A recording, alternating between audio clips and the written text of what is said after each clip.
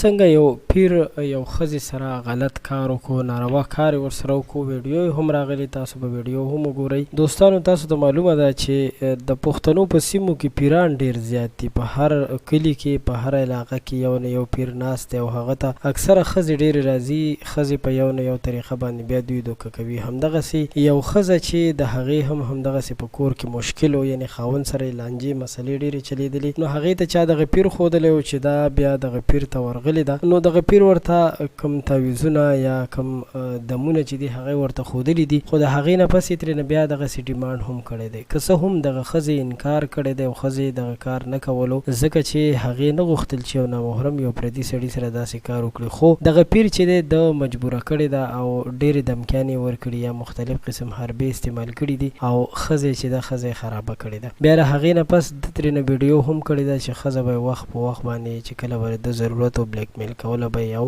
ناروا کار به ورسره کولو. دوستانو دا د دې خلکو عادت دی. کم خلک چې دغسې تعویضونو دپاره یا پیرپرسته غوندې خلک دي، اگر که ټول نه دي خو ځینې چې همدې کار دپاره ناست وي، د هغوی همدا کار وي چې پردو عزتونو سره لوبې وکړي او پردي عزتونه خراب کړي. نو بیا یې دغه ویډیو هم راغلی ده، ځکه چې داسې خلکو اکثر ځان ته داسې یو ځای جوړ کړی وي، په هغه ځای کې موبایل هم ایښی وي او غلطې ویډیوګانې کوم چې دوی دا غلط کارونه کوي ښځو سره، نو دا ویډیوګانې بیا د ځان نه کوي. یعنې داسې یو مولا لنډی هم و، تاسو به د هغه ویډیوګانې هم کتلي وي چې هغه هم همدغسې ښځو سره به یې ناروا کارونه کول چې اخره کې هغه ونیول شو، خو بیا وتښتېدو، یعنې تر اوسه پورې هغه ورک دی. نو د دې ویډیو مقصد مې دا دی چې هېڅکله هم داسې خپلې ښځې خپلې مېرمنې چې دی داسې پیرانو ته اجازت مه ورکوئ چې لاړ شي، ځکه چې بیا به ستاسو عزتونو سره لوبې کېږي او دغسې به مو بیا عزتونه لوټ کېږي. ډېره مننه مو کوم، ویډیو لایک کړئ، زموږ چینل هم سبسکرایب کړئ.